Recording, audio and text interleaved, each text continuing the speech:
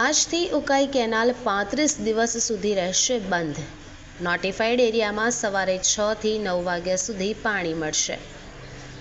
Ankleshwar GIDC અને notified રહેણાંક વિસ્તાર તેમજ અંકલેશ્વર શહેરને પાણી પૂરું પાડતી ઉકાઈ જમણા કાંઠાની કેનાલને 90ના બદલે હવે માત્ર 35 દિવસ માટે જ બંધ રાખવામાં આવશે. 29મી ડિસેમ્બર સાંજથી કેનાલમાં ઉકાઈ ડેમમાંથી આપવામાં આવતો પાણી પુરવઠો બંધ કરી દેવામાં આવશે. કેનાલ ઉપર આવેલા એકવા ડક અને સાયફન જર્જરિત બની જતા તેના સમારકામ અને નવીનીકરણ માટે 90 દિવસનું શટડાઉન લેવાનું હતું. પણ દિવાળી પછી થયેલા માવઠામાં ખેડૂતોનો ડાંગરનો પાક નષ્ટ થઈ જતા તેમને ત્રીજી વાર પાક લેવાની ફરજ પડી હોવાથી સિંચાઈ માટે પાણીની જરૂરિયાત ઊભી થઈ છે. રાજ્ય સરકારે ઉકાઈ જમણા કાંઠાની કેનાલને માત્ર 35 દિવસ માટે બંધ રાખવાનો નિર્ણય લીધો છે. રવિ પાકોને સિંચાઈ માટે પાણી મળી રહે તે માટે ફેબ્રુઆરી મહિનાથી કેનાલમાં ફરી પાણી છોડવાની શરૂઆત કરી દેવાશે.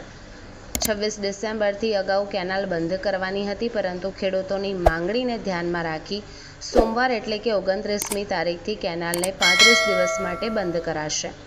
કેનાલ બંધ રાખી રિપેરિંગ અને સફાઈ સહિતની કામગીરી થશે. 35 દિવસ બાદ 1 મહિના સુધી કેનાલમાં 3550 ક્યુસેક પાણી છોડવામાં આવશે.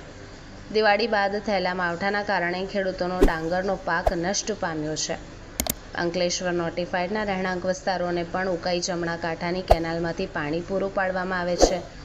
હાલ જીઆઈડીસી તળાવમાં પાણીનો સંગ્રહ કરવામાં આવ્યો છે. સોમવારથી કેનાલ 36 દિવસ માટે બંધ કરવામાં આવશે. ત્યારે તળાવમાં સંગ્રહિત જથ્થામાંથી લોકોને પીવાનું પાણી પૂરું પડાશે. નોટિફાઈડ એરિયામાં સવારે 6 થી 9 વાગ્યા સુધી પાણી આપશે, જ્યારે ઉદ્યોગોને સવારે 10 થી સાંજે 5 વાગ્યા સુધી પાણી મળી રહેશે. ત્યારે હવે ખેડૂતોને ઉનાળુ ડુંગર પાકની ખેતી કરવાની ફરજ પડી છે. તેમને સિંચાઈ માટે પાણી મળી રહે તે માટે ફેબ્રુઆરીથી કેનાલમાં પાણી છોડવાનું શરૂ કરી દેવાશે.